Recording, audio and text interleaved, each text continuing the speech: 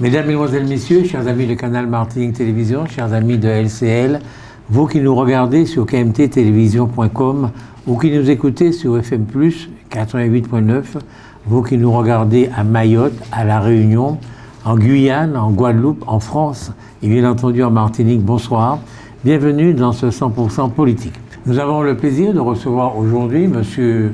Roger Lannoy. M. Roger Lannoy est président du comité citoyen du sud de la Martinique. Monsieur Lannoy, bonsoir. Comment allez-vous?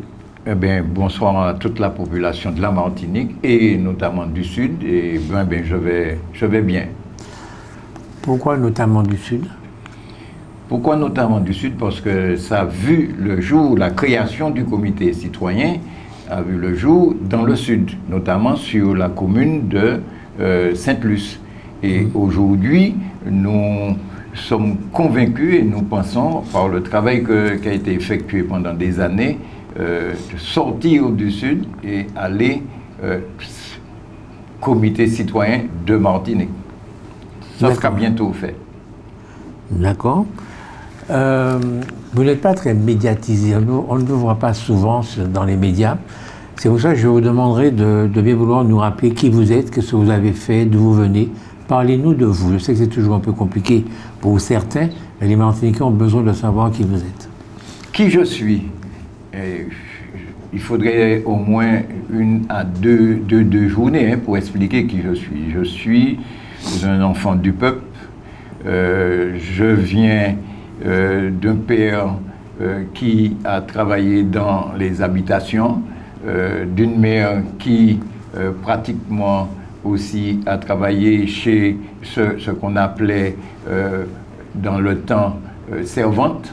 Donc je suis un enfant véritablement du peuple et j'ai grandi sur des habitations.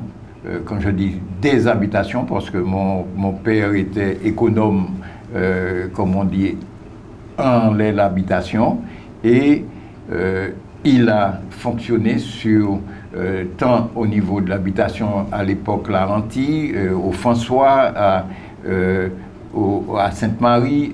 Donc c'est un peu ma vie d'enfance qui pratiquement a été une vie, je dirais, très agréable, hein, parce que ça m'a permis d'être ce que je suis.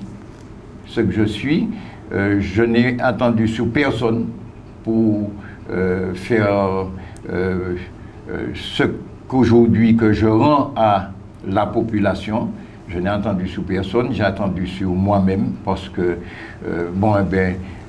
quand je suis sorti à l'école, tout jeune, je me suis mis à prendre, comme dirais-je, des bouquins. J'ai beaucoup étudié à l'époque Marx, Engels, même si parfois je ne comprenais absolument pas leurs écritures, mais j'ai étudié. Et aussi, je me suis frotté parmi certains hommes politiques, et notamment, je le dis souvent, le docteur Michel Luyot à l'époque, qui vraiment avait reconnu en moi quelqu'un qui pouvait animer des combats au niveau des associations. Voilà un peu en gros, mais j'ai eu une vie, une enfance assez, je dirais, assez difficile. J'ai eu une jeunesse aussi assez difficile, mais ce qui m'a formé, et je dirais heureusement, parce que c'est à travers justement ces difficultés que je suis ce que je suis aujourd'hui, Roger Lannoy. Vous étiez dans des habitations du sud, si j'ai bien compris. Vous êtes quelqu'un du sud? Non, du nord, puisque à l'époque c'était la Cannes.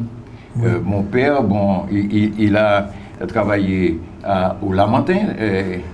Donc, si on m'avait dit le Larentie, c'est plutôt le sud? Non, le Larentie, c'est pratiquement sur le Lamentin. Bon, Lamentin du Cos et le François. Au niveau du Gaumont, au niveau de Sainte-Marie. Donc, sur ces habitations-là. Du sud au nord, quoi. Oui, oui, oui, puisque aujourd'hui il travaillait, et je prends un exemple, hein, supposons qu'il était sur le Larentie, et le Béquet lui disait, bon, maintenant on a besoin que tu ailles sur le Aubert, parce qu'il a travaillé aussi au Aubert. Eh bien, en pleine année scolaire, il fallait tout déménager, puis se rendre sur les habitations. C'est un peu comme ça que j'ai vécu mon enfance, hein, à ce niveau-là, bon, dans les années 50-60. Vous étiez combien d'enfants? 7. 5 frères et 2 sœurs. D'accord. Et vous avez été élevé par votre maman et votre papa dans une famille? Les deux. D'accord. Pourquoi vous dites que vous n'êtes pas beaucoup allé à l'école? Pourquoi vous n'êtes pas beaucoup allé à l'école? À l'époque, on entrait à l'école à l'âge de 6 ans. Donc, je suis entré, bon, c'est à cet âge-là qu'on commençait à faire la première petite classe, en disant les premiers pas. Et après, bon, eh bien, j'ai continué, je suis allé cours moyen 2, cours moyen 6e, et puis je me suis arrêté, c'est tout. Vous êtes allé jusqu'en 6e alors? Ouais, et puis mais pourquoi vous vous êtes arrêté? C'est ça ma question. Eh bien, parce que, bon, eh bien, à cette époque-là, mon niveau ne me permettait pas. L'école ne vous intéressait pas? Non, ça ne m'intéressait pas du tout. Mais ce qui m'intéressait, c'était justement, je ne dirais pas une revanche de la situation qu'on vivait, que mes parents vivaient, mais plus, je voulais être parmi ceux qui revendiquaient une Martinique différente. Déjà? Déjà, oui. À 12-13 ans? Ah oui, oui. D'accord. Oui. Néanmoins, votre père était économe. Sur l'habitation, c'est pas rien, l'économe. C'était pas le bas de gamme. Non, mais entre ne pas bas de gamme et puis être sous, financièrement, c'était pas non plus la joie. C'était pas la joie. Mais c'était entre deux habitations, deux pièces, je dirais, entre une pièce de canin, dire qu'on habitait, et il fallait descendre. Je prends un exemple, hein, à Sainte-Marie, je laissais le quartier de Nouvelle Cité pour aller à l'école au bout de Sainte-Marie. Eh bien, je faisais plus de 10 km le matin et le retour le soir après l'école.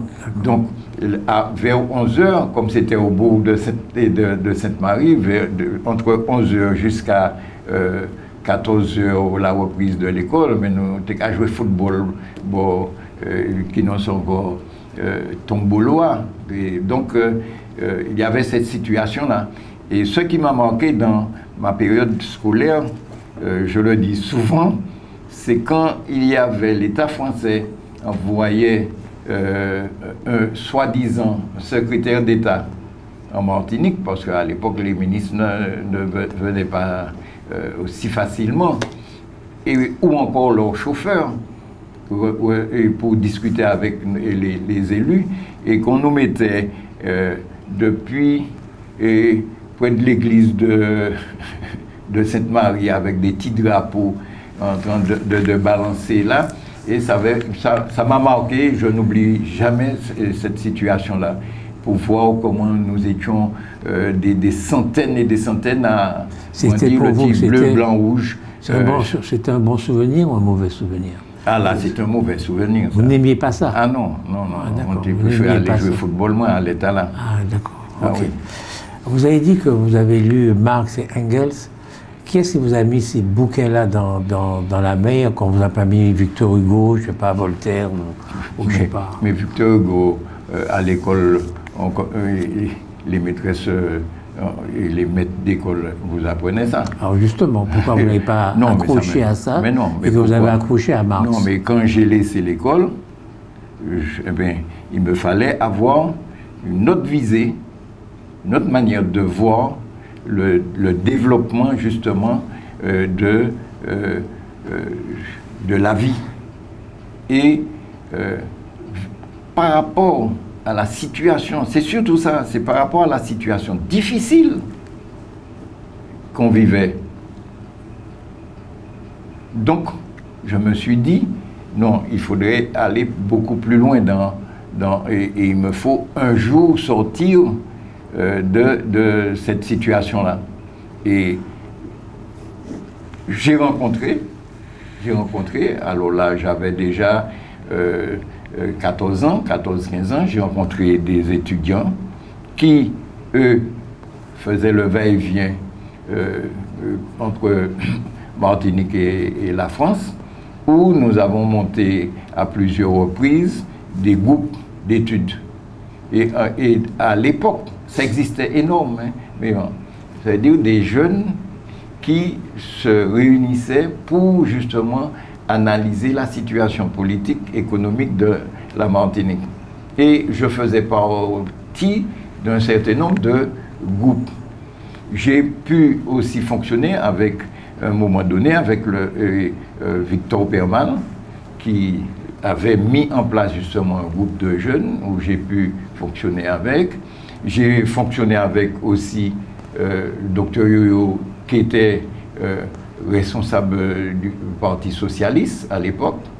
Donc, ça m'avait effectivement, véritablement impulsé et j'ai fait tout. Oui, tout ce que j'ai appris, je l'ai appris de moi-même. Il y a forcément quelqu'un qui vous a influencé, qui a mis dans vos mains Karl Marx et Engels. Ce n'est pas de vous-même que vous avez inventé qu'ils existaient, que vous avez été allé chercher à la librairie, c'est pas vrai. Alors dites-moi qui est-ce qui vous a vraiment mis dans cette mouvance communiste, disons. Oui, cette mouvance communiste, celui qui n'est plus de ce monde, c'est un jeune qui avait justement cette influence sur moi-même et où on a mis en place des discussions, un noyau de camarades de 2-3. Comment il s'appelait ce jeune? Donc j'oublie. Vous ne rappelez pas son nom?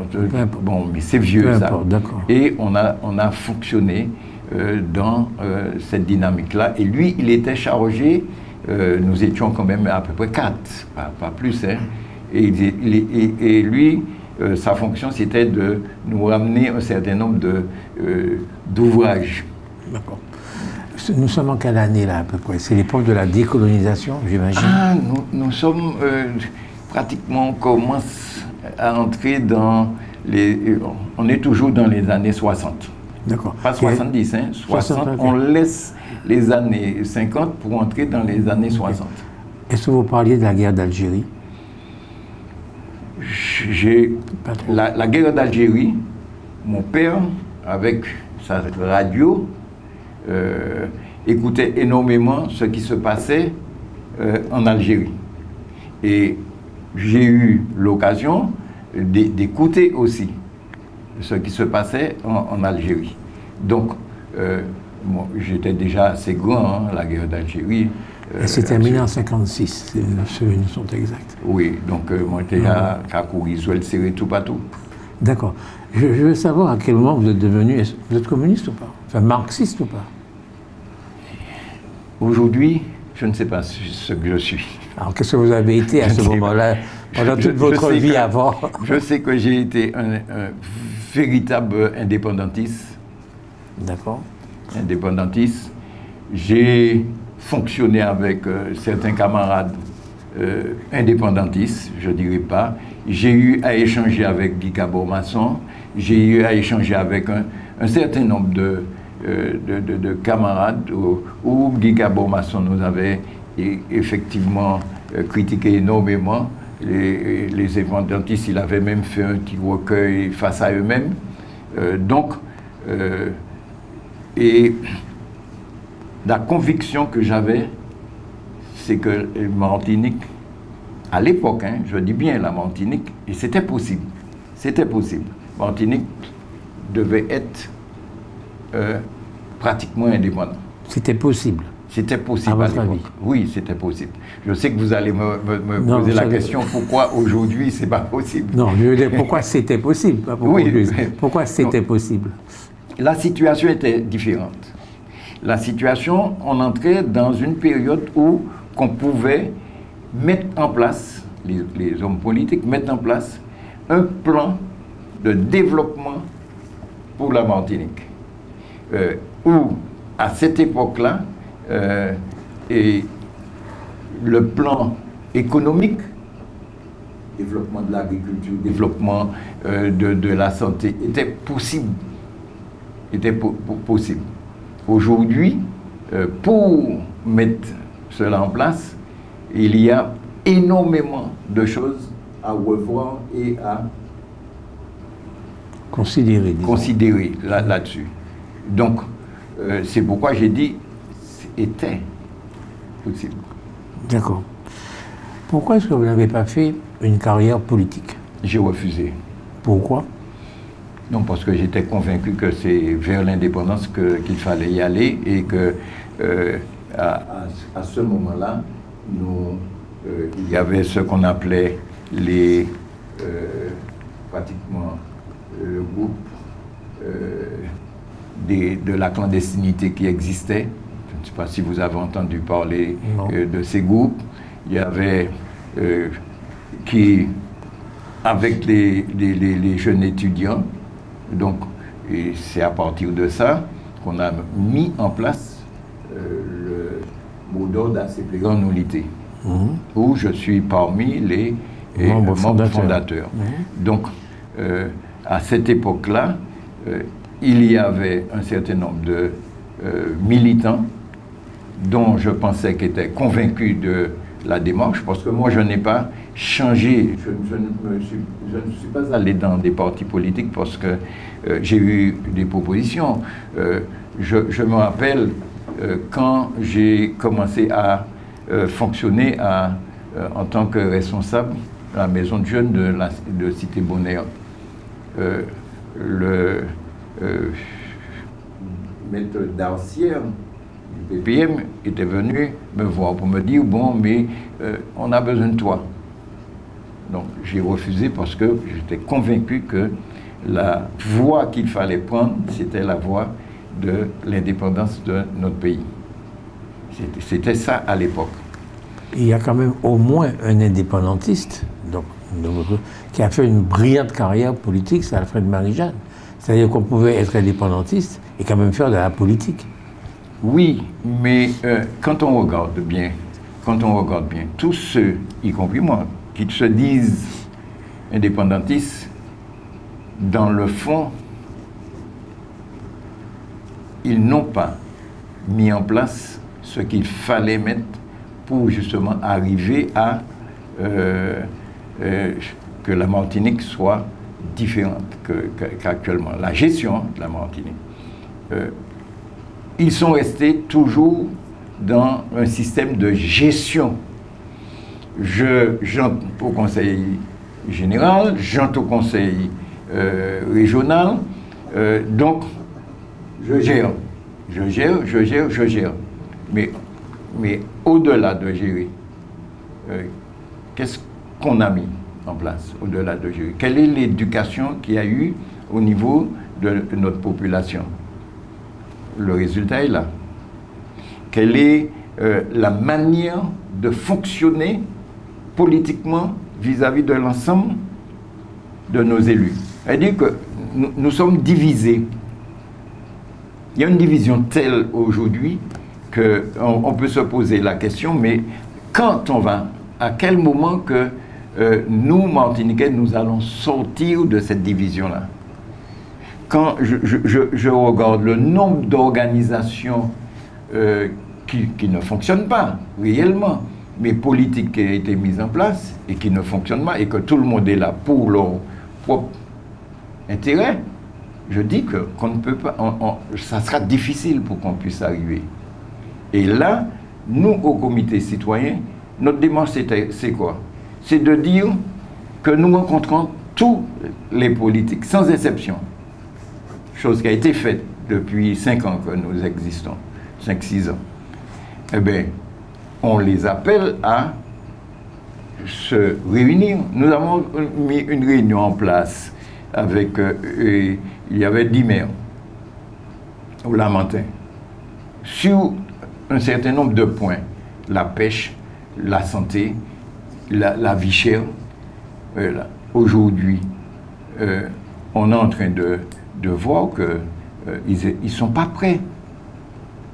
L'autorité unique de l'eau aujourd'hui, les politiques, ils se sont engagés vis-à-vis de nous, oui, pour l'autorité unique. Mais en couloir, ils ne sont pas du tout convaincus de cette démarche-là. Parce que personne autorité unique de quoi? De l'eau. Oui, dites-le parce que les téléspectateurs... Oui, sur l'eau. Oui. Sur l'eau. Donc, ils ne sont pas encore prêts. Quand on regarde, quand on analyse, mais c'est parce que nous sommes en train de démontrer, nous sommes en train de discuter avec les élus pour démontrer qu'ils mettez-vous ensemble, arrêtons que X, Z se réclame propriétaire de telle usine ou j'ai besoin de telle quantité d'eau et qui sera servie par X ou Y.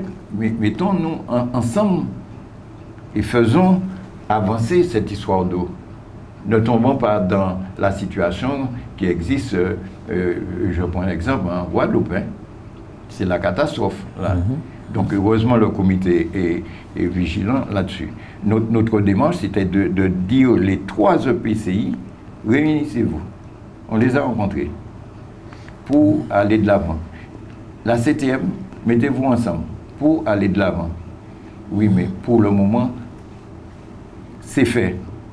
Mais c'est fait en parole, là, pour le moment. C'est fait sous les écrits. Mais dans la pratique, on attend. Nous sommes en train d'attendre. Vous avez fait un pas énorme entre ce dont nous parlions et puis la situation d'aujourd'hui. Ne vous inquiétez pas, on parlera du comité citoyen du Sud et de tous ces combats et tout ça. Mais laissez-moi parler de vous d'abord. Après, donc vous êtes indépendantiste, vous refusez d'entrer dans les partis politiques et vous faites du syndicalisme. Vous êtes connu en Martinique pour être d'abord un syndicaliste. Est-ce que je me trompe? Non, vous ne vous trompez pas. Non, je suis... tout le monde m'a reconnu en tant que syndicaliste. Et j'ai eu une étiquette d'un syndicaliste très dure. J'ai eu l'étiquette d'un syndicaliste qui défendait l'intérêt des travailleurs. J'ai eu l'étiquette d'un syndicaliste qui n'a pas été du tout, comme dirait et d'autres, acheté par qui que ce soit. J'ai eu... donc, oui, j'étais... Vous étiez dans quelle structure syndicale? J'étais secrétaire pendant des années, secrétaire général. Et quand il fallait être secrétaire général à l'époque, au niveau de la CDMT, il fallait être costaud. Parce que c'est pas aujourd'hui, bon, ce qui me fait de la peine,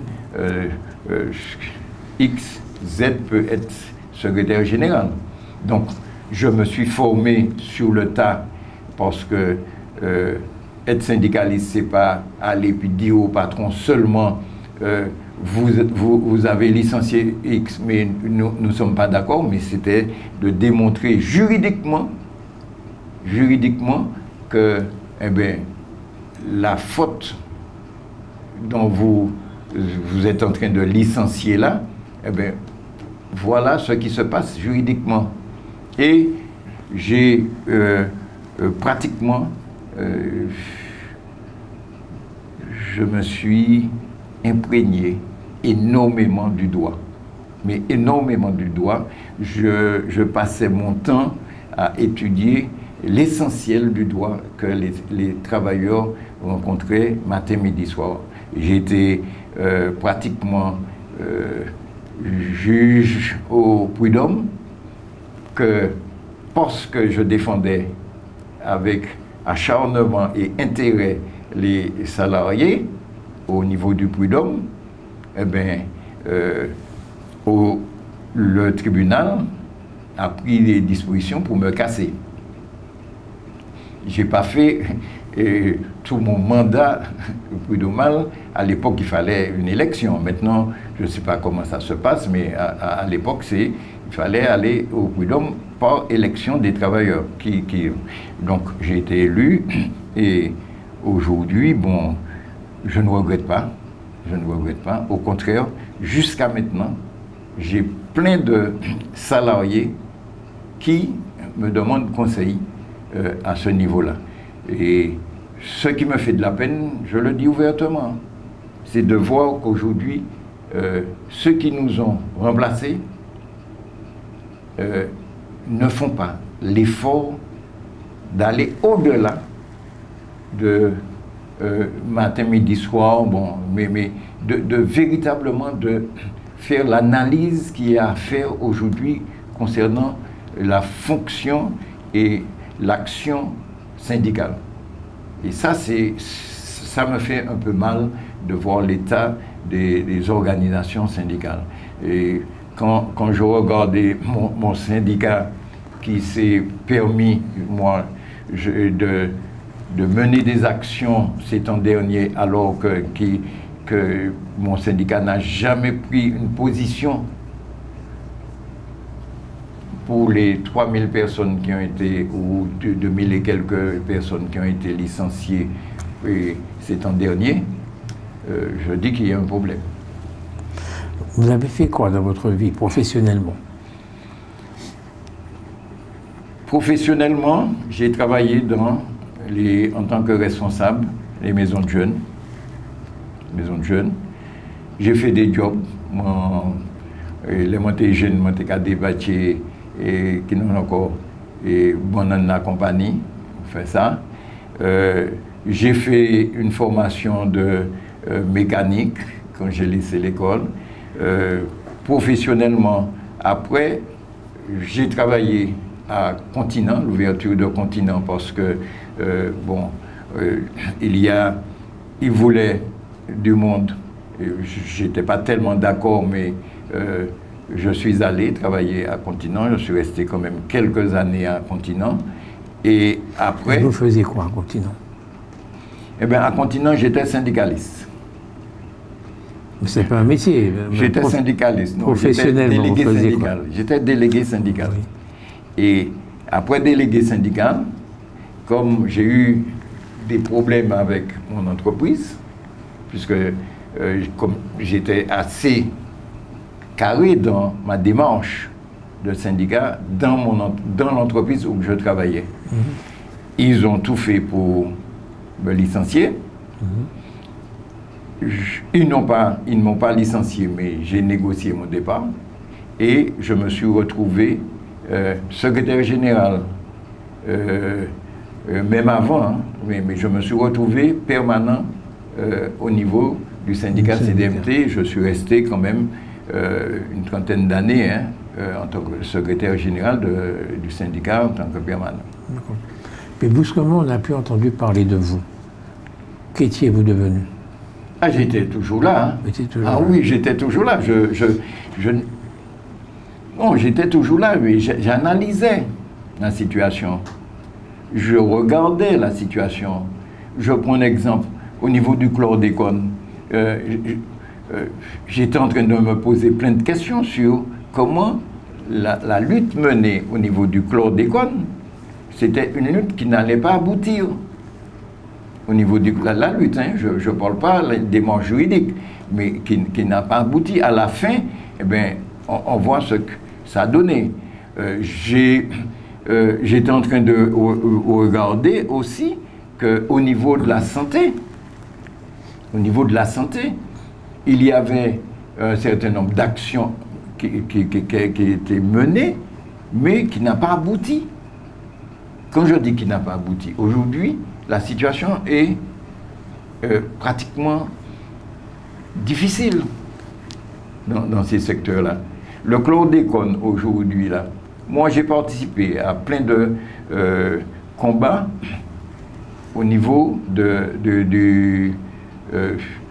avec les ouvriers agricoles, tant dans la banane que dans la canne. Bon, quand on regarde la situation actuelle, ceux qui ont mené ce combat-là, ce sont des camarades, je tire mon chapeau pour eux, hein, ils l'ont pris, mais ce sont des camarades qui n'ont jamais vu comment un ouvrier ou une ouvrière mettait des produits depuis thermique et consorts dans un champ de bananes. Comment ils s'asseyaient sur un bananier pour prendre un repos, ou encore, je me rappelle, je vais défendre au loin, je vais défendre des ouvriers de la banane. Et puis, pendant, on me dit de venir voir sur un champ, eh bien, en entrant, nous regardons c'est 2, 3 serpents qui étaient dans un pied de banane. Les camarades ne connaissent pas ça. Je ne dis pas les ouvriers qu'on connaisse, puisque c'est eux qui sont directement. Mais tous les camarades, disons, intellectuels, ils ne connaissent pas cette situation-là. Moi, je préfère, cela où chez vous, me poser des questions, là, aujourd'hui, de mon truc personnel. Je n'ai jamais mis mon truc personnel dehors. C'est la première fois que je fais ça, sous votre antenne. Mais jamais. Et j'ai d'autres situations de ma vie, mais j'ai toujours refusé de me mettre en avant, de dire que la noix, de dire que ceci. Non, j'ai toujours refusé. Mes camarades du comité citoyen souvent me disent, mais Roger, faut que nous apprenions pour vous. Parce que j'ai une manière de faire et je reste. C'est pas quand je vais passer matin, midi, soir sur les ondes que je vais faire avancer la lutte. La lutte, c'est vrai, c'est un plus. Quand on a peut-être une télé c'est un plus, mais c'est pas ni la télé, ni l'intervention de M. Larocher aujourd'hui qui va faire notre lutte avancer. Ça va apporter un plus dans la lutte. Mais c'est le combat permanent sur le terrain qui fait avancer les luttes et qui fera avancer la lutte que nous sommes en train de mener. En tout cas, donc, on a pu entendre parler de vous, mais vous travaillez dans l'ombre. Ah oui. Ok, vous continuez de travailler. Ah oui. Et puis oui. soudain, on vous entend à la tête du comité citoyen du Sud et vous menez un combat bien précis, celui de l'eau. Toute votre vie, vous avez défendu les salariés, vous avez fait des combats qui n'ont rien à voir avec l'eau, puis brusquement, on vous voit défendre le comité citoyen du Sud et votre combat, c'est l'eau. Pourquoi l'eau et pas autre chose? Non, c'est pas seulement l'eau. C'est pas seulement l'eau. En 2017-2016, nous avons mené un combat contre l'augmentation des impôts dans le Sud, où nous avons gagné. L'augmentation de quels impôts? Il y avait, à l'époque, c'était impôt foncier, impôt sur... taxe d'habitation. Et taxe d'habitation. Donc, nous avons, où Espace Sud, à l'époque, faisait une augmentation tellement importante. On s'est battu, on a dormi pendant des mois en bloquant Espace Sud. Eh bien, nous avons pu faire enlever plus de 6 millions que Espace Sud récupérait sur la population. La population n'a pas vu,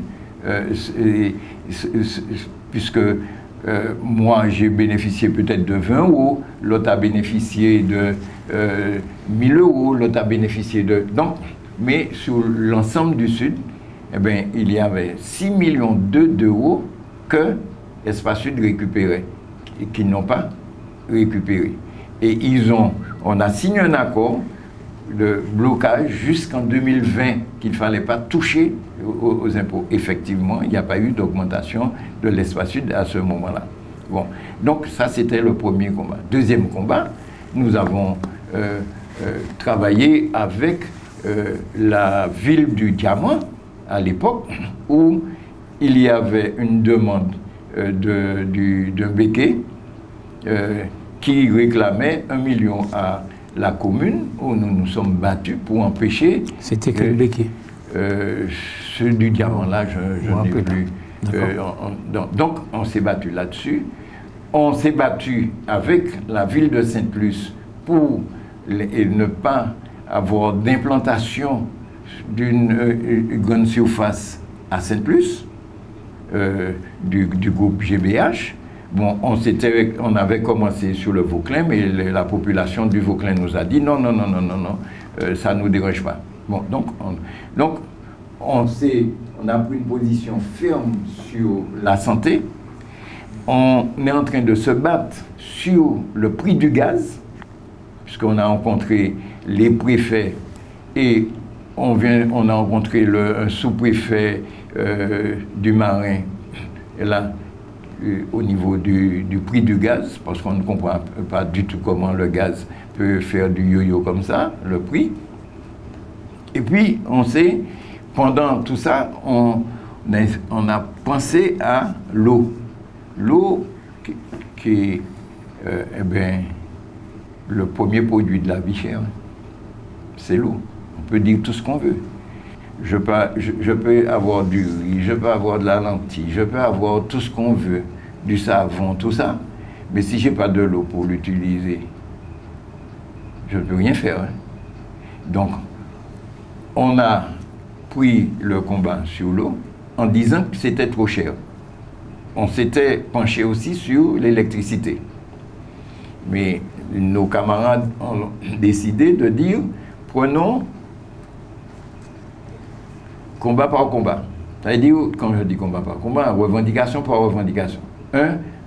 On se bat sur l'eau et après, on va attaquer l'électricité s'il le faut. Ben, on s'est penché sur l'eau et ça a été une très bonne chose. Je reconnais. C'est un choix énorme que les camarades du comité et citoyens ont choisi. C'était une très bonne chose. Et puis il y a eu les sécheresses, il y a eu le manque d'eau, il y a eu cette polémique entre la SM, entre la CACEM, entre Espace Sud, que vous me devez de l'argent, X me doit de l'argent, Z me doit de l'argent. Donc il y a eu toute cette polémique-là où on a utilisé, nous, au comité citoyen, pour justement faire notre plateforme de revendication. Donc, voilà un peu. Mais aujourd'hui, l'eau, M. Larouché, c'est vous qui dit hein, que c'est en forme de réparation que nous commandons. Hein, et nous remercions au Dimota là. Donc, on laisse ça. Heureusement que le comité citoyen s'est penché sur ce dossier-là. Nous avons découvert un certain nombre d'anomalies. Nous continuons à découvrir un certain nombre d'anomalies. Mais nous avons surtout fait énormément de propositions. Et c'est ça qui est important au niveau du comité citoyen. C'est que nous ne sommes pas là pour critiquer ni pour diviser les politiques. Nous sommes là pour dire aux politiques, mettez-vous ensemble avec nous pour justement voir où que vous pouvez faire l'effort pour effectivement donner une possibilité à la population. Nous avons commencé effectivement au niveau du Sud. Mais au niveau du Sud, aujourd'hui, il y a quand même 2 réservoirs qui sont terminés, fabriqués, et qu'ils ont construits là. Nous avons un certain nombre de réservoirs pour récupérer l'eau. Ah oui, des réservoirs pour quand il va manquer d'eau. Bon, nous avons exigé la mise en place d'un certain nombre de suppresseurs, de pompes pour... Bon, nous avons exigé des réparations de tuyauterie aujourd'hui. Bon, au fur et à mesure, nous sommes en principe le Sud est pratiquement à 80, presque 85% de mise aux normes.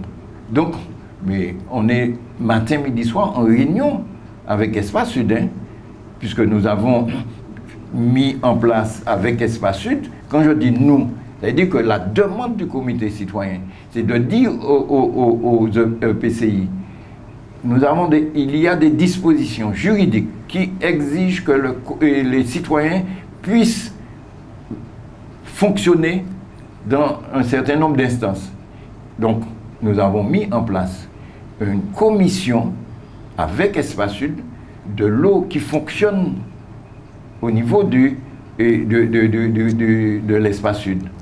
Nous avons interpellé les élus.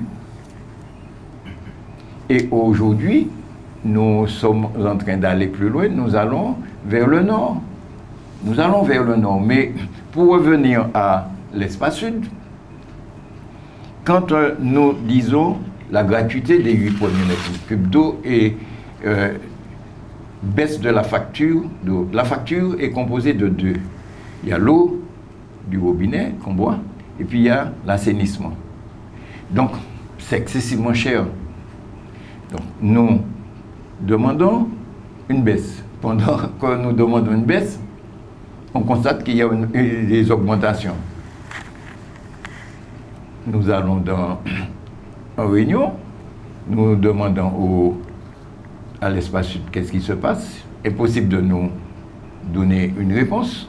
Nous interpellons la SME. La SME nous dit, mais c'est dans le contrat. La SME, c'est quoi? La Société Martiniquaise des Eaux. Oui.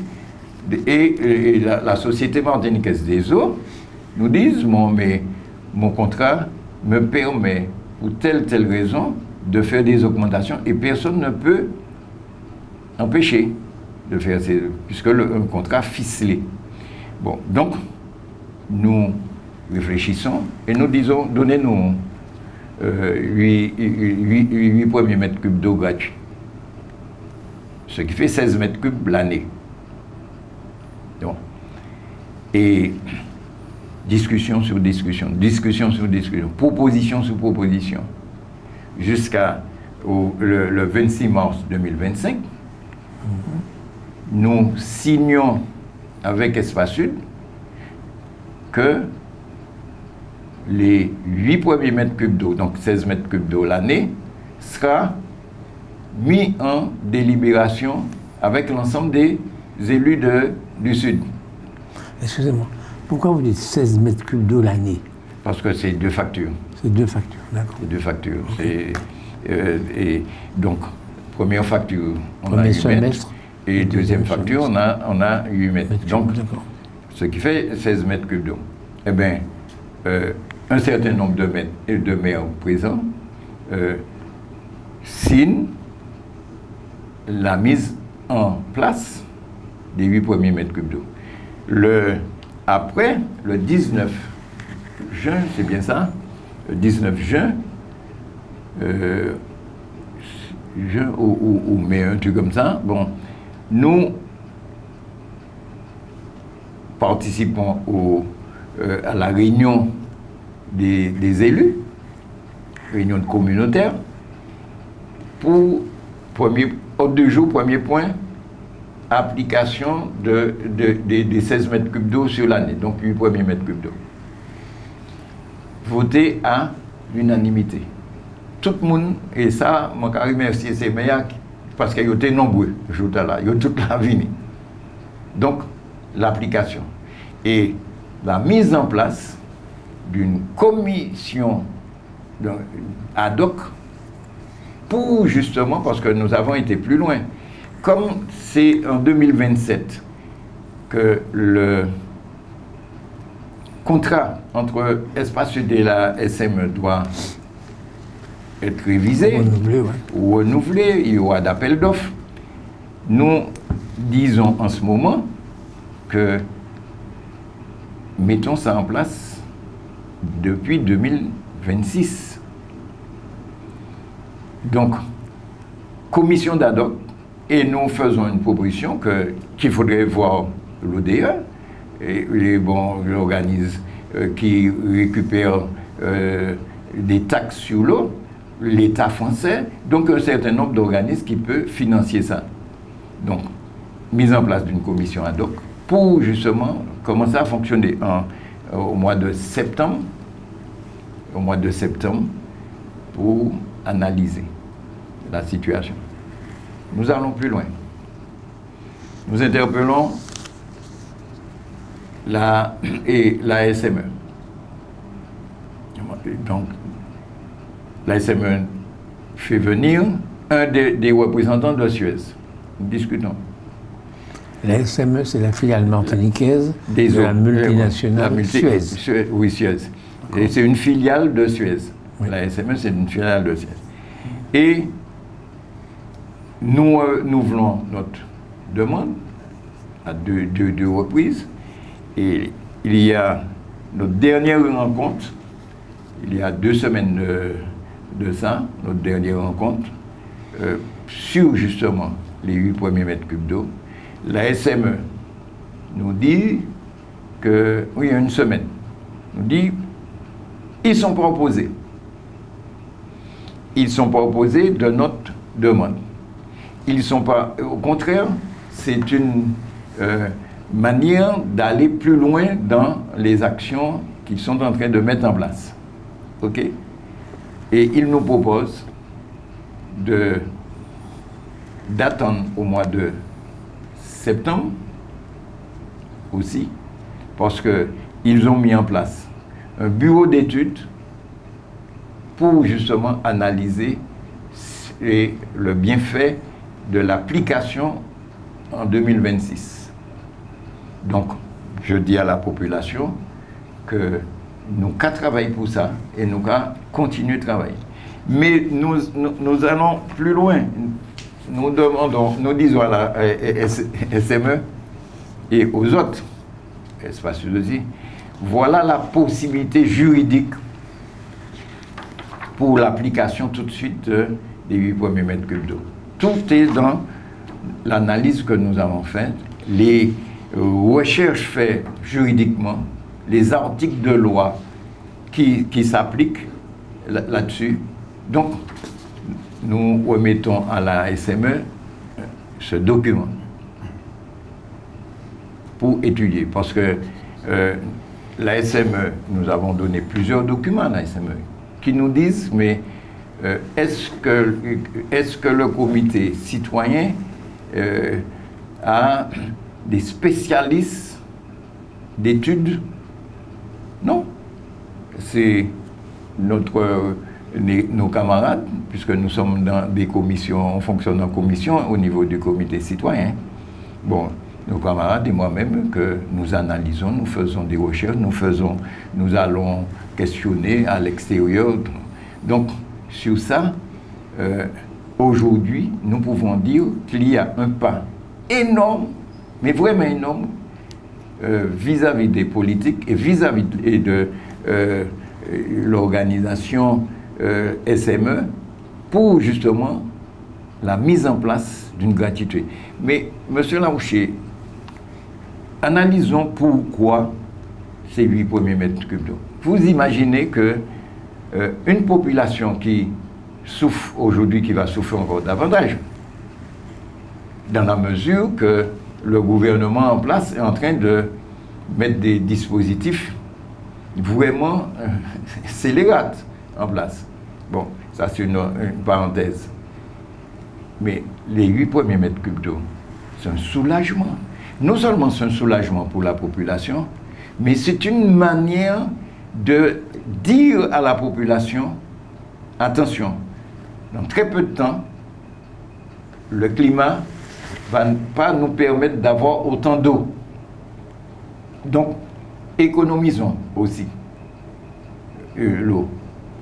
Celui qui va utiliser, voilà, il me dit oui, mais ça sera une perte pour SME ou bien Espace Sud ou Cap. Non, mais celui qui va utiliser ces 8 premiers mètres cubes d'eau et pratiquement qui va commencer à peut-être utiliser 9 mètres, 10 mètres cubes d'eau, verra une économie au niveau de l'eau là-dessus. Donc on est en train de se battre aussi pour la protection de cette ressource-là dans notre démarche. Mais il ne faudrait pas que les gens attendent de nous qu'ils vont avoir de l'eau pour remplir leur piscine de maisons secondaires. Hein. Les maisons secondaires que X, et puis qui louent, ils font des revenus sur ces maisons secondaires-là, avec piscine. Ils ne sont pas compris dedans, parce que c'est des gens, ils pourront payer l'eau. Si vous avez une maison secondaire que vous louez avec piscine ou vous utilisez, vous louez, ça veut dire que vous avez la possibilité de... Donc, c'est uniquement pour les maisons, la population qui utilise l'eau chez eux. Ça, c'est dans un document noir sur blanc remis à l'Espace Sud et à... Pourquoi vous ne voulez pas faire dépenser trop d'argent à Suez? Il ne faut pas que Suez perde trop d'argent. Donc il va en perdre un petit peu sur le Martiniquais normal, mais il ne faut surtout pas qu'il en perde sur le Martiniquais qui a une piscine. C'est bien ça? Non, pourquoi c'est ça qu'on voulait m'expliquer là. Non, du tout. Vous êtes en train de vouloir dire que nous sommes en train de défendre Suez. Ah non. Mais oui, vous défendez Suez là. Non. Mais... Non, puisque nous sommes en train de dire que la population ayant un nombre d'eau et de mètres cubes d'eau gratuits va effectivement gérer mieux cette eau-là. Donc, ce qui veut dire qu'il se pourrait que Suez puisse dire que oui, mais la population gère tellement bien ces 8 mètres cubes d'eau-là que je perds de l'argent. Ils peuvent dire ça aussi. Oui, mais vous ne voulez pas qu'il en perde. Oui, il en perdra toujours un peu s'il vous donne 8 mètres cubes gratuits. Mais bon, peu importe. Laissez-moi vous dire. Mais l'eau, il ne perd absolument rien. Puisque l'arrivée de l'eau, il pleut. J'utilise l'arrivée de l'eau. Et je vais faire commencer à payer à partir de 9 mètres cubes d'eau.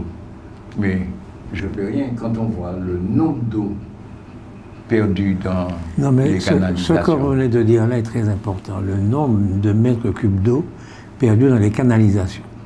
Vous avez dit ça? Oui. D'accord. On y vient. Donc le Comité citoyen du Sud, c'est en fait une association de consommateurs. En réalité, vous vous battez pour l'eau pour l'instant, mais vous avez vocation à vous battre pour d'autres produits, contre la vie chère, par exemple. Ah oui, oui. Ok, c'est ce que j'ai compris. Oui. Ensuite, vous appelez citoyen du Sud, mais ça ne vous dérangerait pas du tout de changer de nom pour aller dans le nord, dans le centre, pour aller dans l'ensemble de la Martinique. Est-ce que j'ai compris que vous avez dit ça?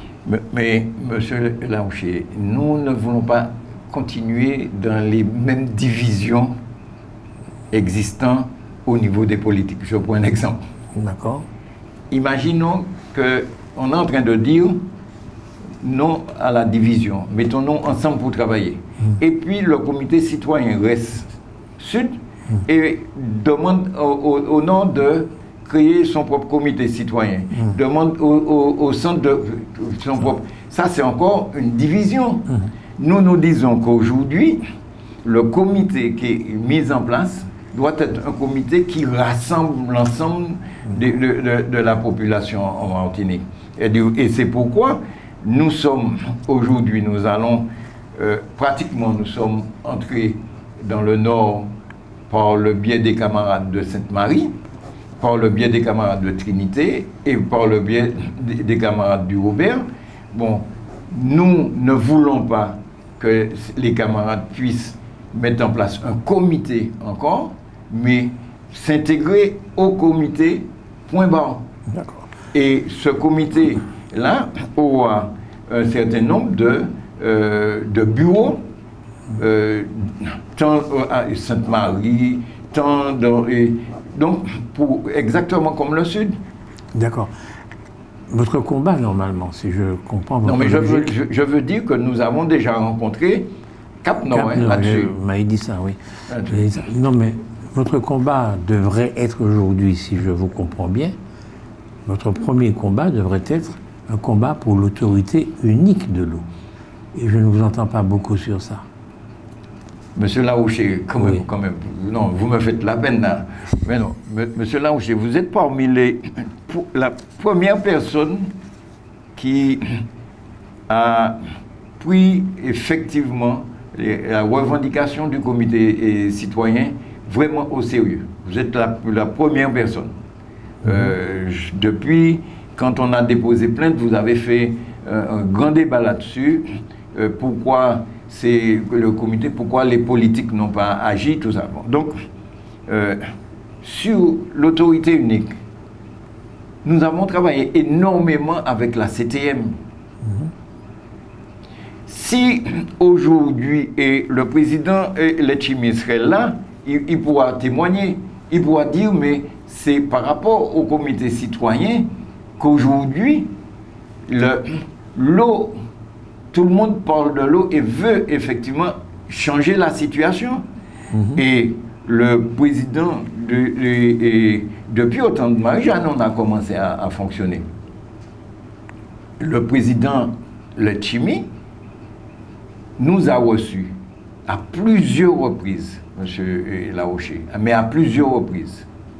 Nous avons débattu, nous avons fait des propositions, et ce sont les propositions. Et quand le président a pris connaissance de nos propositions, à ce moment-là, nous disons une gestion unique par rapport à une autorité unique. Et nous avons accepté lors d'une réunion que nous allons de l'avant. Vous êtes déjà dans la dynamique de l'autorité unique. Oui, nous entrons dans cette dynamique-là. Donc, on a apporté énormément notre grain de sel dans cette démarche-là, dans cette réflexion-là. Comment est organisée la gestion de l'eau aujourd'hui en Martinique? Comment c'est organisé? La gestion de l'eau en Martinique, comment c'est organisé? C'est pour le téléspectateur. Comment c'est organisé? Il y a Espace Sud. Oui. Il y a Cap Nord. Oui. Il y a la CASEM. Il y a Odyssey. Et il y a la CTM qui pratiquement gère l'eau. La CTM, c'est propriétaire de l'usine de Vivé. Bon. Et puis, voilà ceux qui gèrent l'eau. Mais ce sont nos politiques. Hein. Mais est-ce que vous estimez qu'il est urgent que ça cesse, quoi? Qu'il y ait une autorité unique, une gestion unique? On se bat pour... Il faut que ça s'arrête. Bon, il faut que ça s'arrête. Bon. C'est-à-dire que nous sommes aujourd'hui... Quand on a analysé, puisque vous voulez l'autorité unique, oui, on a fait cette démarche-là, oui, on a fait cette revendication-là pour l'autorité. Nous avons participé au vote de la CTM sur la mise en place de l'autorité unique. Aujourd'hui, le président Letchimy se bat pour avoir l'habilitation de l'autorité unique. Donc, il nous a demandé de faire aussi notre démarche près du ministre à ce niveau-là. Mais nous allons plus loin, nous, au niveau comité citoyen. Nous disons que l'autorité unique ne va pas répondre tout de suite à la réalité, tout de suite, la réalité, parce que nous sommes pas, nos politiques ne sont pas encore prêts, il faut dire les choses. Bon, donc, nous disons, nous allons dans une gestion de la gestion unique de l'eau, de la ressource, hein, je dis bien, la ressource. Ça veut dire, la ressource c'est quoi? C'est quand ça arrive dans les usines, il y a une entité qui gère cette ressource, et cette entité-là répartit l'eau pour les différents. Bon, et avec un prix. Un prix pour tout le monde. Prix pour tout le monde. Pour tout le monde. D'accord. Un prix pour tout le monde. Dire, l'eau qui arrive dans les usines, comme vous venez de dire, vient d'où? La pluie. Ok, la pluie. D'accord. Parce que vous êtes catastrophiste. Vous dites qu'il va manquer d'eau, la Martinique va manquer d'eau. Mais je suis frappé de voir l'eau que nous gaspillons. Toute l'eau qui tombe sur les routes, qui tombe dans les cités et tout ça, et puis qui est foutue en l'air par le soleil, parce qu'après elle sèche. Comment ça se fait qu'on ne peut pas la récupérer? Pourquoi est-ce qu'on en est encore aux techniques du siècle dernier, c'est-à-dire attendre que l'eau rentre, puis après on va la sortir? Mais c'est plus grave ce que vous dites là. C'est plus grave. Mais si, vous avez des politiques, je prends un exemple, hein, qui sont sur une démarche, nous sommes contre, hein, nous disons nous sommes contre, qui sont sur une démarche de faire des forages. Non, nous ne sommes pas pour ces forages-là. Nous allons, il y a peut-être un mois de ça, on se rend à Cœur-Bouliki, où il y a forage. Saint-Joseph, oui. À Saint-Joseph. Fait pratiquement, d'ici se vante, le président d'ici se vante de ce forage-là. Mais il faudrait que la population aille voir. Le forage qui a été fait est situé à pratiquement 10 mètres de la rivière. 10 mètres de la rivière. Oui, absolument. Ça, c'est vrai. 10 mètres. Alors, je fais un forage entre la rivière et puis je dis que c'est de l'eau forêt. Deuxièmement, on n'a pas besoin, pour le moment, vous faites des forages. Votre canalisation est où? Or, sans canalisation, sans des interventions de pompage. En même temps, vous travaillez avec la SME, Suez, qui ont fait des tuyaux, qui n'ont pas fait la maintenance nécessaire. Pourquoi est-ce que cet opérateur qui n'a pas... Nous ne travaillons pas avec la SME. Vous négociez avec eux. Vous négociez avec eux et vous ne remettez pas en cause leur présence. Alors que depuis des années, ils sont en Martinique. C'est à cause d'eux qu'on a eu plein de problèmes de toutes sortes. On a remis eux. leur présence en Martinique puisque nous avons porté plainte contre eux. Nous sommes les seuls. Et le tribunal nous a dit, bon, mais votre plainte, même si il y a de quoi poursuivre, mais nous n'allons pas poursuivre parce que vous n'avez pas 5 ans d'existence. Et la loi interdit toute association n'ayant pas 5 ans d'ancienneté ne peuvent pas porter plainte. Voilà pourquoi on a été débouté de notre démarche. Donc, on a remis en cause, mais je prends un exemple, la Sorgue n'est pas meilleure. Hein. Aujourd'hui, ce qui se passe dans le Nord, c'est de la catastrophe. Hein. Et on est en train de, véritablement, de se pencher sur le dossier de la Sorgue, là, en ce moment. Bon, ils ont mangé de l'argent.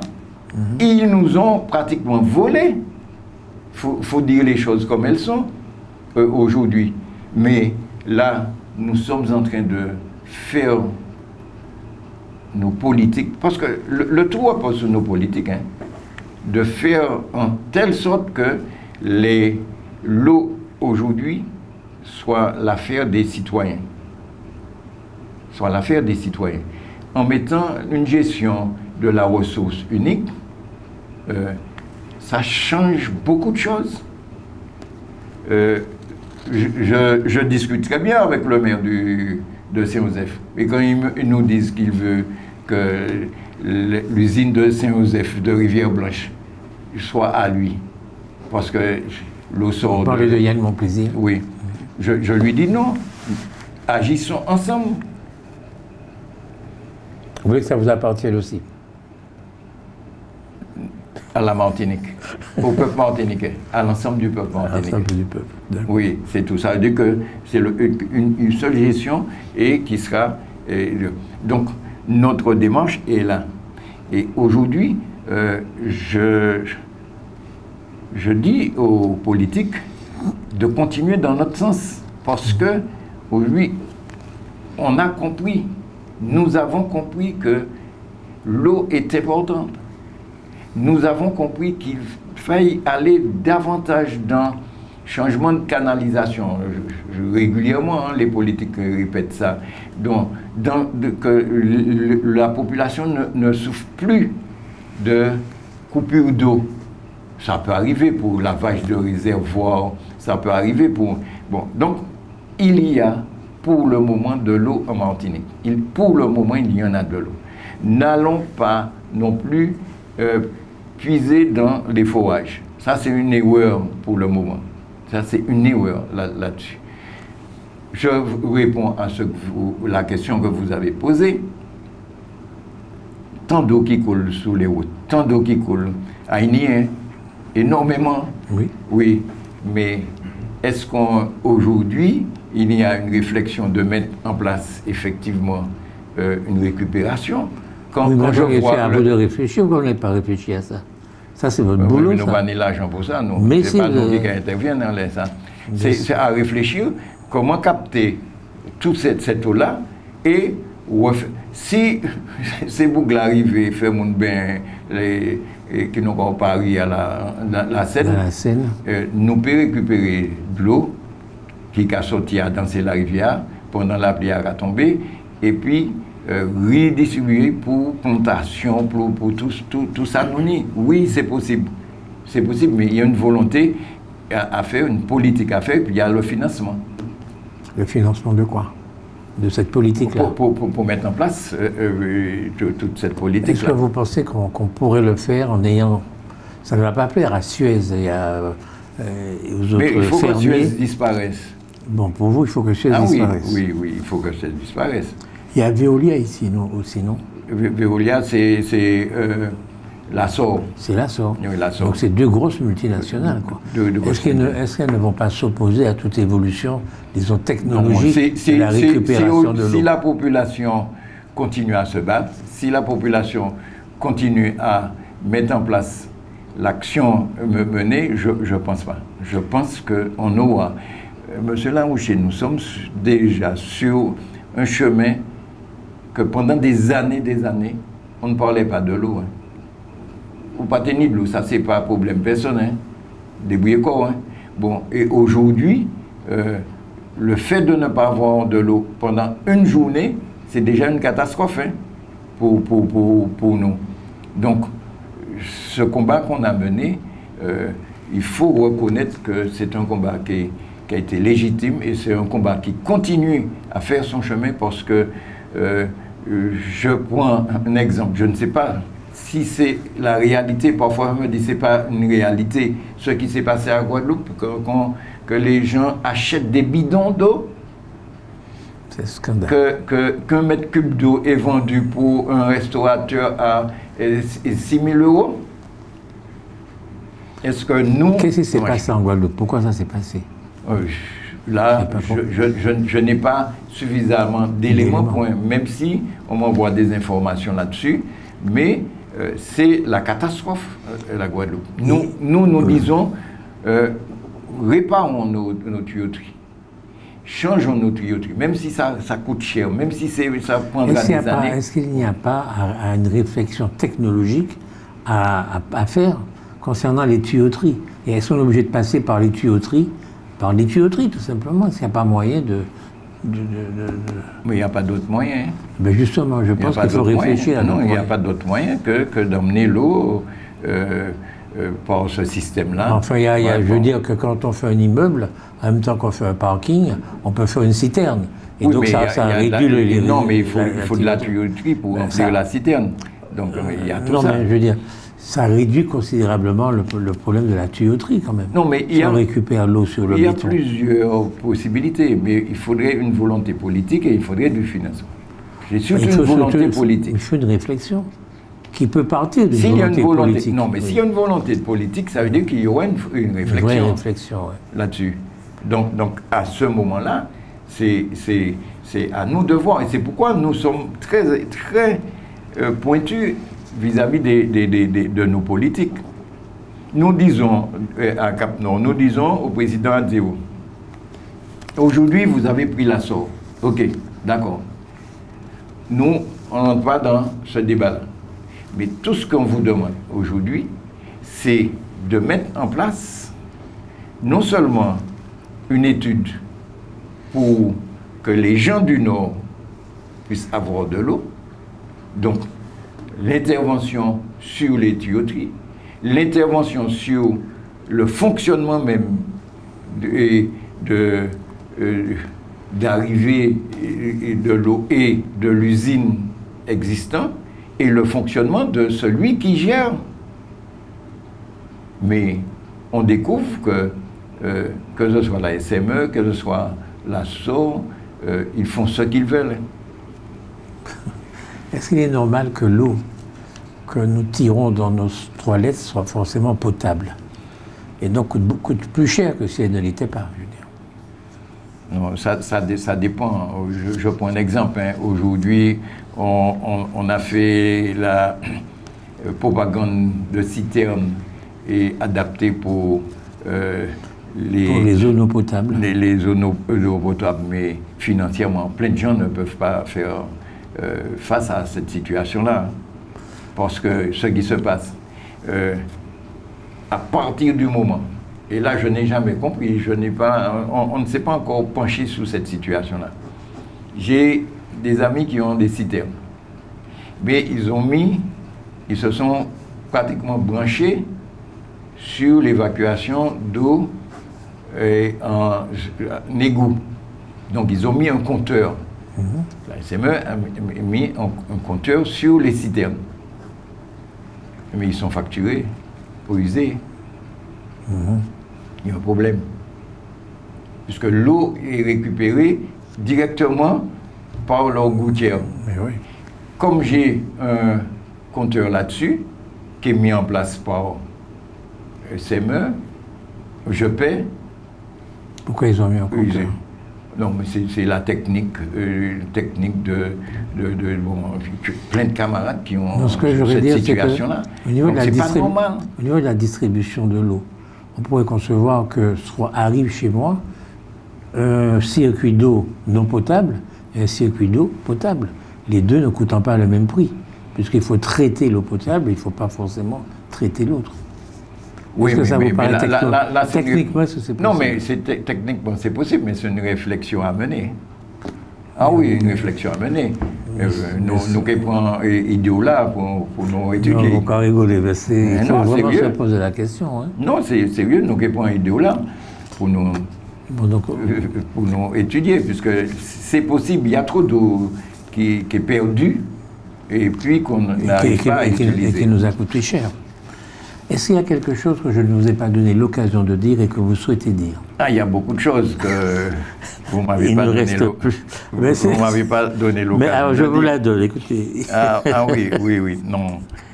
Ce que nous pouvons dire à la population, c'est qu'il y a des hommes, des femmes de bonne volonté qui se sacrifient pour d'autres personnes, d'autres hommes, d'autres femmes, c'est-à-dire le comité citoyen, qui se sacrifie pour justement que la population puisse avoir un bien-être, et notamment déjà sur un premier point, un premier dossier, l'eau, gratuité de l'eau et baisse de la facture du prix de l'eau, mais ce n'est pas ça seulement sur l'eau. C'est la mise en place des réparations, des changements de tuyauterie, des réalisations des réservoirs d'eau. Nous demandons à la population de nous donner le maximum de solidarité à ce niveau-là. Parce que la population pense que nous sommes là pour les défendre et puis eux, eh bien, ils sont de côté. Non, il faudrait qu'ils viennent, qu'ils nous rencontrent et à ce moment-là, on pourra faire avancer plus vite nos revendications sur l'eau. Mais nous avons aussi l'autre revendication qui est importante pour nous, c'est la santé, qui est la catastrophe en Martinique, et puis le prix du gaz, que nous, on ne comprend pas comment le mois de janvier, c'est à 30 €, le mois de février, c'est à 28 €, le mois... Donc, nous voulons aussi faire de telle sorte que ces choses-là changent. Et pour que ça puisse changer, il faudrait que la population puisse quand même reconnaître. Nous sommes tous des bénévoles. Et le comité citoyen fonctionne sur uniquement les fonds des cotisants. C'est-à-dire que quand vous venez au comité citoyen, vous allez payer seulement votre carte d'adhésion de 30 € sur l'année.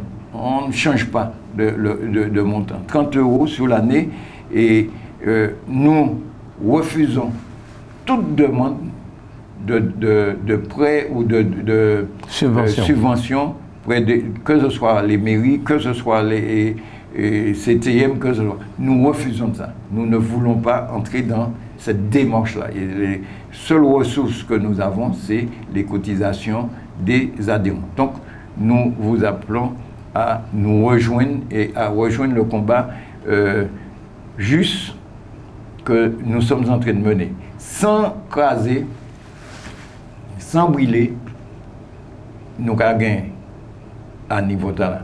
Donc, c'est un peu ce que je peux, l'appel que je peux faire à la population. Et puis, en tant que syndicaliste dans le temps, j'envoie une solidarité quand même pour tous ceux qui ont perdu leur travail en fin d'année 2024 et début d'année 2025. Excusez-moi, juste une dernière question. Pourquoi vous refusez les subventions? Nous avons le droit, c'est une obligation. Bon, le droit nous permet d'avoir des subventions près des autorités. Mais nous voulons rester dans notre démarche que nous ne pas de personne. Obligation. C'est tout. X, c'est pas parce que vous nous avez donné des subventions que vous allez penser un moment, nous dire oui, mais, ou bien je ne vais pas avoir une subvention dans l'État là. Nous ne sommes pas dans cette dynamique-là. Nous voulons que c'est nos adhérents, les Martiniquais, puisqu'on se bat avec les Martiniquais, qui prennent en charge leur manière de fonctionner. Vous avez l'habitude de dire, mais pourquoi, et vous, monsieur Larouché, pourquoi nous Martiniquais, on ne prend pas nos responsabilités pour développer notre pays? Eh bien, ça c'est une forme. Ça c'est une forme de solidarité et de développer notre revendication à ce niveau-là, sans aller chercher, bon, il faut pour avoir... fonctionner, pour faire des tracts ou encore des déplacements, il faut demander une subvention. Non, nous ne sommes pas dans cette dynamique-là. Mais si vous voulez faire de la recherche, vous voulez trouver des idées... la recherche, comme nous nous battons pour avoir un bien-être, le Martiniquais doit participer, le citoyen doit participer à ce que nous sommes en train de faire. C'est voilà notre démarche là-dessus. C'est une éducation aussi. C'est une éducation.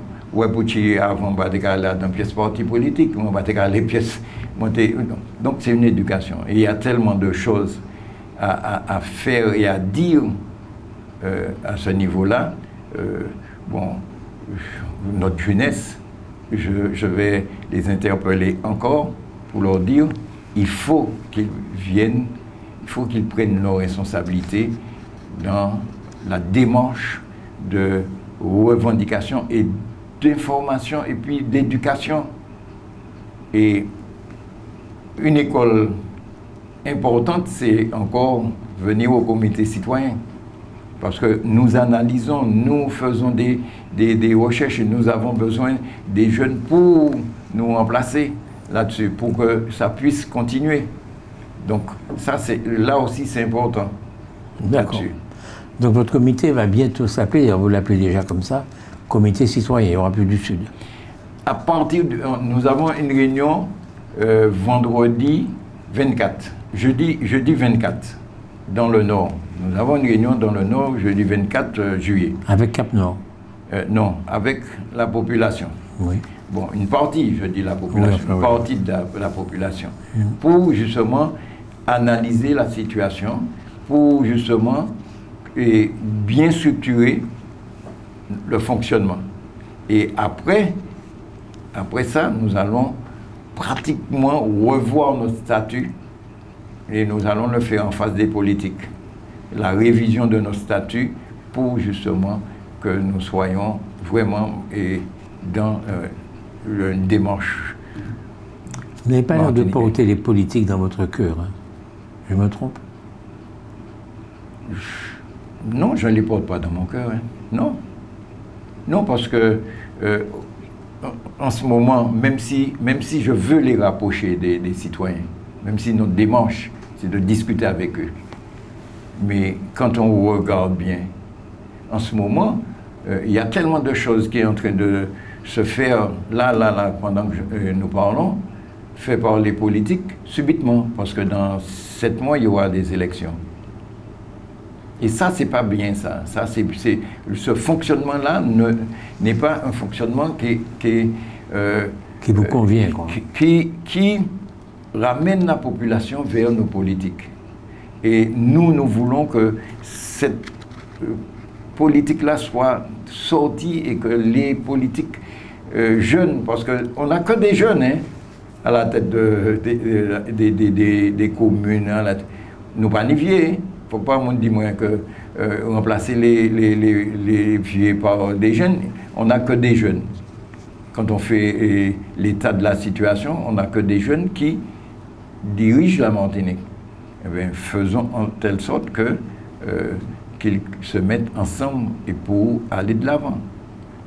C'est ça. Et puis, mon dernier point, hein, M. Larocher, dernier point, c'est de dire aujourd'hui que nous avons besoin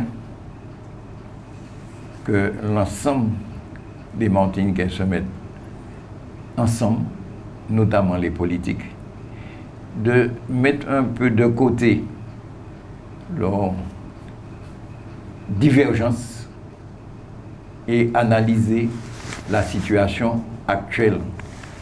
Nous avons besoin d'un plan de développement en Martinique.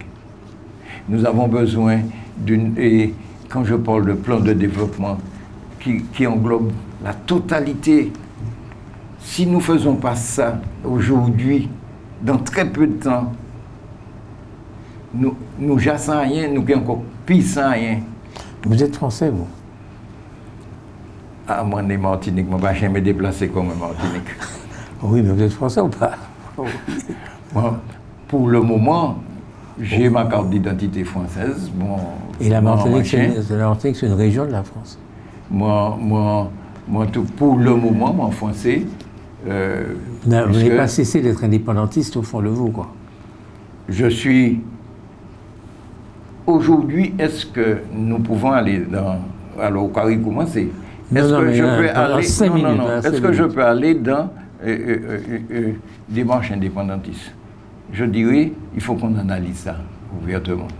D'accord. Ouvertement. Parce que tous les indépendantistes que j'ai connus n'ont pas été sincères. Ils étaient là pour une gestion point barre. Ils n'ont pas été sincères. Et aujourd'hui, quand je regarde, je prends un exemple, l'État, c'est l'État, c'est pas l'État généraux, le truc qu'ils ont fait, les députés Nando et Constant a fait à Rivière Salée sur les assises de la vie chère. Oui.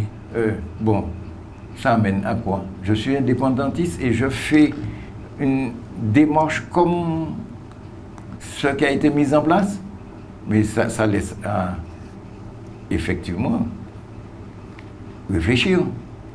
Je ne fais pas une démarche plus approfondie d'analyse de la situation en Martinique et je demande à la population de me donner quelques éléments pour qu'on puisse dire à papa français, il faudrait que vous allez dans ce sens-là. Est-ce qu'on peut être 100% français et 100% martiniquais en même temps? Ah oui. C'est votre cas. Moi, je vais prendre un exemple. C'est votre cas. Je ne vais jamais sortir Martinique. D'accord. Il y a des gens qui vivent en France. Moi, je ne vais jamais sortir. Je vais traverser seulement la France pour aller faire des jours, des temps et Sénégal. Mais Donc on peut être français et martiniquais en même temps, c'est votre cas. Où est le problème? C'est votre cas. Oui, où est le problème? Je n'ai pas... Je n'ai aucun... Non, mais ceux qui disent que c'est pas possible, c'est une couillonnade. D'accord. C'est une couillonnade. Okay. Parce que... Non, mais c'est parce que nous sommes une région française. Jusqu'à maintenant, tout... Nous sommes... On applique le tout de la France. Est-ce que nous sommes une région française? Je ne peux pas dire qu'aux régions françaises. Parce Ben, que très loin... Oui, ou sous la domination. Oui, mais on est là 8 heures de temps, coup de téléphone, on est tout de suite en France. Non, on ne peut pas dire dans la région française. Bon. Donc vous n'êtes pas comme l'Auvergne. Ou dans domination, et français, et dans très peu de temps, français a quelque chose comme ça, bon, actuellement, nous mettons de côté. Donc nous sommes sous la domination de la France, nous ne sommes pas français. Nous ne sommes pas la France. C'est compliqué à définir ce truc-là. Vous avez dit à réfléchir à ça quand même. Ah oui, mais c'est compliqué à définir ce truc-là. De dire que nous ne sommes pas français et que nous sommes uniquement martiniquais, c'est très compliqué puisque je suis descendant de Béquet. Enfin, j'ai un petit-fils pratiquement qui est descendant papa et mère française et père et martiniquais. Le truc est compliqué. Un petit-fils, vous avez un petit-fils comme ça? Oui. Il est blanc? Ah oui, oui. Oui, Pouchipa. Non, mais c'est pas Pouchipa, c'est ça. Maman est blanc. Ça n'a rien d'extraordinaire, non? Maman est en métropolitaine. Maman est en métropolitaine. Mais il ne faudrait pas poser le problème comme ça, il faudrait poser le problème l'être humain. C'est tout. Que ou blanc, que ou noir, que machin, c'était pas ça ma préoccupation, c'est que l'Auvergne ne fait pas de plan de développement pour l'Auvergne, et la Bretagne non plus, et l'Alsace et Lorraine non plus. Alors pourquoi voulez-vous que la Martinique fasse un plan de développement si elle est une région française? Mais non, mais... ceci dit, rassurez-vous, je suis d'accord pour qu'il y ait un plan de développement. Ah bon? N'empêche que je vous pose la question parce que... Ah bon, non mais même si aux Français, même si on va en tout, ou pas qu'à faire un plan de développement qui s'appelle aux besoins, ça n'y a pas besoin, ce qu'il faut. Je prends un exemple, on est en train de se battre, on n'a pas abordé ce point-là, mais je prends un exemple. Nous sommes, là en ce moment, on s'investit énormément au niveau de la pêche, avec les marins pêcheurs. Nous avons pratiquement mis en place une réflexion sur la mise en place d'une, disons, conférence avec les marins pêcheurs. On travaille régulièrement avec les marins pêcheurs. Bon, eh bien, un plan de développement, c'est pas la France Vous habitez où? Vous habitez où? À Saint-Luc. Vous habitez à Saint-Luc, ok. Ah oui. Vous savez que c'est moins pénible d'élever des poissons que de les pêcher, mais il faut qu'on arrête l'émission. Il faut qu'on arrête l'émission. Merci beaucoup, chers amis. Il faut qu'on arrête. Chers amis de Canal Martinique Télévision, vous avez eu le plaisir, le très grand plaisir de converser devant vous pendant plus d'1 heure et demie avec M. Roger Lannoy, qui est président du comité citoyen du Sud, mais qui, vous l'avez compris, va certainement évoluer pour s'étendre sur le reste de la Martinique. Il nous a annoncé dans quelques jours une réunion avec des gens du nord de la Martinique. Ouais. Merci beaucoup, M. Lannoy. Mais je remercie la télé KMT de m'avoir invité, puisque c'est excessivement rare qu'une télé invite le comité citoyen du Sud pour développer et présenter à la population les actions menées. Merci beaucoup, monsieur.